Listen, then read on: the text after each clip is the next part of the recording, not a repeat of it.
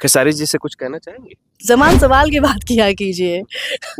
क्यों उनका ज़बान फिसलते रहता है? फिसलता रहता है, वो फ्लो में कुछ भी बोल देते हैं और वो खेसारी जी के साथ यही बिहेवियर करती कि हम तो ऑडी में चलते हैं, हम टेम्पो पे क्यों बैठे। तो नए कौन सी स्टार बन गई है उनके साथ आके, वो तो कभी बूढ़े होंगे ही नहीं ना, वो तो हमेशा जवान ही। ये भी बोले थे कि मर्दों का कोई उम्र नहीं होता। खेसारी जी अगर ये सब बातें करते हैं तो बहुत गलत बात है। जैसे पवन जी 5वीं क्लास तक पढ़े हैं, ये बहुत गंदी बात है। आई नो कि उनकी ऑडियंस फिर आके यहाँ पे भाषणबाजी करेंगी। इस पर कहना चाहूंगी तो मैं कह सकती हूँ, इनिशियल टाइम पे खेसारी जी के साथ यही बिहेवियर करती कि हम तो ऑडी में चलते हैं, हम टेम्पो पे क्यों बैठेंगे। कभी ये नहीं भूलना चाहिए कि आप भी कभी नए थे और सबने इनको बहुत इज्जत दी और बहुत प्यार से काम किया इनके साथ। तभी हम रवि किशन, मनोज तिवारी ऐसे बड़े बड़े सुपरस्टार्स के साथ फिल्में कर रही थी। तो बात उन पर भी आके बैठ सकती है ना कि ये बात नहीं करनी चाहिए, खेसारी जी को होना चाहिए। अगर हमने ऐसा सोचा होता तो आज खेसारी जी द खेसारी जी एक्टर नहीं होते। ठीक है, आप नई नई लड़कियों के साथ काम करते हैं, बिल्कुल करना एक स्टार को शोभा नहीं देता है। और इसीलिए कहते हैं ना कि एजुकेशन इज़ वेरी इंपॉर्टेंट। लेकिन पवन जी को कभी ऐसे बात करते सुना है क्या? करिए, मुझे कोई फ़र्क नहीं पड़ने वाला है। जब खेसारी जी आए थे इंडस्ट्री में, मैं उन्हें नहीं जानती थी। हमने खेसारी जी को बहुत इज्जत दी।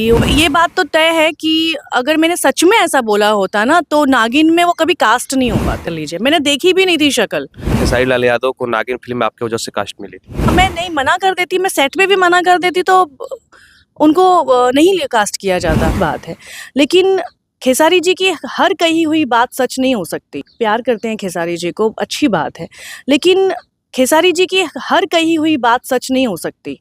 इतना आप लोगों को पता होना चाहिए। खेसारी जी से कुछ कहना चाहेंगे? उनको मैं फ़ोन पे बोल चुकी हूँ बहुत कुछ। फिर भी क्या? क्या बोलूँगी कि ज़बान सवाल की बात किया कीजिए। क्यों उनका ज़बान फिसलते रहता है? फिसलता रहता है, वो फ्लो में कुछ भी बोल देते हैं और उन्हीं उन्हीं ऊपर आकर पड़ती भी है वो चीज़। एक चीज़ और बोले थे कि हम ऑडी में चढ़ने वाले लोग हैं और ऑडी में से जो टेम्पू में जाकर बैठता है उसके साथ हम काम नहीं करते हैं। देखिए, इस पर कहना चाहूँगी तो मैं कह सकती हूँ। बोलिए। अगर भोजपुरी की हर हीरोइन इनिशियल टाइम पे खेसारी जी के साथ यही बिहेवियर करती कि हम तो ऑडी में चलते हैं, हम टेम्पो पे क्यों बैठेंगे। कभी ये नहीं भूलना चाहिए कि आप भी कभी नए थे और उस टाइम पे टॉप पर रानी चैटर्जी, पाखी हेगड़े, रिंकू घोष, मोनालिसा, हम सब थी और सबने इनको बहुत इज्जत दी और बहुत प्यार से काम किया इनके साथ। तभी हम रवि किशन, मनोज तिवारी ऐसे बड़े बड़े सुपरस्टार्स के साथ फिल्में कर रही थी। तो बात उन पर भी आके बैठ सकती है ना कि भाई हम ऑडी में चलने वाले, हम टेम्पो में क्यों जाएंगे, बट हमने इज्जत दी। ये बात नहीं करनी चाहिए खेसारी जी को। मतलब किसी को भी ऐसे दर्शाना नहीं चाहिए, छोटे वे में नहीं दर्शाना चाहिए कि हम ये हैं तो तुम वो हो। ये बात बहुत गलत है। किसी एक्ट्रेस के लिए कि किसी लड़की के लिए भी नहीं बोलना चाहिए। अगर हमने ऐसा सोचा होता तो आज खेसारी जी द खेसारी जी एक्टर नहीं होते, फिर वो सिंगर ही रहते। एक चीज़ उन्होंने और बोला था कि भोजपुरी के जितने भी एक्ट्रेस हैं, जैसे आपका भी नाम लिया था, कुछ और भी एक्ट्रेस, ये सब अब बूढ़ी हो चुकी हैं। हम नए लोगों के साथ काम करते हैं, हम पुरानों के साथ नहीं काम करते। तो नए कौन सी स्टार बन गई है उनके साथ आके, अच्छी बात है। वो तो कभी बूढ़े होंगे ही नहीं ना, वो तो हमेशा जवान ही। ये भी बोले थे कि मर्दों का कोई उम्र नहीं होता, लेकिन बोला? लड़कियां आप देख रहे हैं, आप खुद सवाल कर रहे हैं ये मुझसे और आप इन सवालों में ही आप देख रहे हैं कि किस तरह से वो औरतों को डोमिनेट कर रहे हैं इस तरह से। खेसारी जी अगर ये सब बातें करते हैं तो बहुत गलत बात है। किसी भी मर्द को ये बातें नहीं करनी चाहिए। सबका एक उम्र है। ठीक है, आप नई नई लड़कियों के साथ काम करते हैं, बिल्कुल करिए। हम भी नए नए लड़कों के साथ काम करते हैं, कर रहे हैं। बट इस तरह से एज शेमिंग करना, बॉडी शेमिंग करना एक स्टार को शोभा नहीं देता है। और इसीलिए कहते हैं ना कि एजुकेशन इज़ वेरी इंपॉर्टेंट, बहुत इम्पॉर्टेंट है।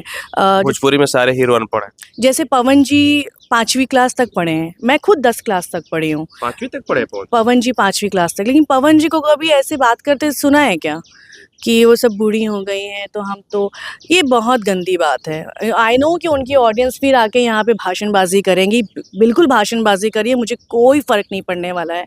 क्योंकि आई थिंक आप लोग का भी माइंडसेट वैसा ही होगा। घर की औरतों को या बाहर की औरतों को बूढ़ा कहना, जवान और बूढ़े में ऐसे डिफरेंस करना, इट्स वेरी बैड। अभी रानी जी से हमने सिर्फ ऐसे ही सवाल पूछे हैं जो इनसे रिलेटेड है। अब कुछ सवाल ऐसे भी होंगी जो कि थोड़ी सी विवादित हो सकती हैं, अच्छा। थोड़ी सी वैसे भी हो सकती है जो ऑडियंस सुनना चाहती है।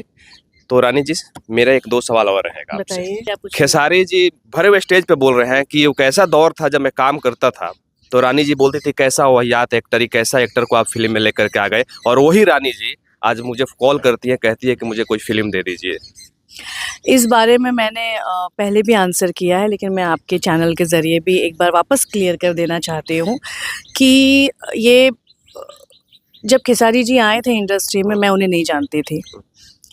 नागिन फिल्म बन रही थी, नागिन में एक हीरो को कास्ट होना था, हीरो नहीं मिल रहा था क्योंकि मेरी फिल्मों में हीरो के इतने रोल नहीं होते थे, सिर्फ गानों में नज़र आते थे। सो राजकुमार जी ने मुझे कहा कि एक नया लड़का आया है और हीरो जिसको हमने जो फाइनल हुआ था, हीरो बंगाल के बहुत बड़े स्टार हैं जीत, हम उन्हें ट्राई कर रहे थे बट उनकी डेट्स नहीं मिल पाई थी। सो कहा कि एक नया लड़का आया है, उसी को कास्ट कर लेते हैं, क्योंकि शूटिंग को जाने के लिए कुछ 5-6 दिन बचे थे। मैंने कहा कर लीजिए आपको जैसा बेहतर लगे, और मैं सीधा उनसे सेट पे ही मिली हूँ। और हमेशा उस फिल्म में मोनालिसा भी थी, हमने खेसारी जी को बहुत इज्जत दी। वो बड़े नर्वस थे सेट पे, क्योंकि एक तरफ मोना एक तरफ रानी, तो दोनों कमाल की एक्ट्रेस। हाँ, तो वो बहुत नर्वस भी थे, लेकिन हमने उन्हें बड़ा मोटिवेट किया और हमने बहुत प्यार से उनके साथ बिहेव किया। I don't know Khesari ji, कभी-कभी खेसारी जी का क्या है ना कि वो बड़बोलेपन में बहुत कुछ बोल जाते हैं। इस बारे में मेरी उनसे बात भी हुई है, तो उनकी यही लाइन थी कि रानी जी फ्लो में निकल गया। लेकिन फ्लो में वो कुछ भी नहीं बोल सकते ना। अब स्टेज पे, भरे स्टेज पे किसी को आप इंसल्ट कर दे, फिर उसके बाद बोले कि हाँ, और ये बात तो तय है कि अगर मैंने सच में ऐसा बोला होता ना, तो नागिन में वो कभी कास्ट नहीं हो पाते, क्योंकि मैं अपने हीरोज़ को एक बार ज़रूर देखती थी कि कौन मेरे साथ कास्ट हो रहा है, लेकिन ये एक नागिन ही थी, क्योंकि राजकुमार पांडे जी एक बहुत बड़े डायरेक्टर हैं। मैं उनको नहीं कह सकती कि आप किसको कास्ट कर रहे हैं मुझे बताओ। उनको अगर कॉन्फिडेंस है किसी पे, तो मैंने कहा ठीक है कास्ट कर लीजिए। मैंने देखी भी नहीं थी शक्ल। सो अगर मैंने ऐसा ऑब्जेक्शन लिया होता तो कास्ट नहीं हो पाते। मतलब आपके कहने का मतलब खेसारी लाल यादव को नागिन फिल्म में आपकी वजह से कास्ट मिली थी? नहीं, मेरी वजह से मैं ऐसा नहीं कहूँगी, लेकिन अगर आप नहीं चाहती तो नहीं मिलती। हाँ, मैं नहीं मना कर देती, मैं सेट पे भी मना कर देती तो उनको नहीं कास्ट किया जाता। बट उनको ऐसा नहीं बोलना चाहिए।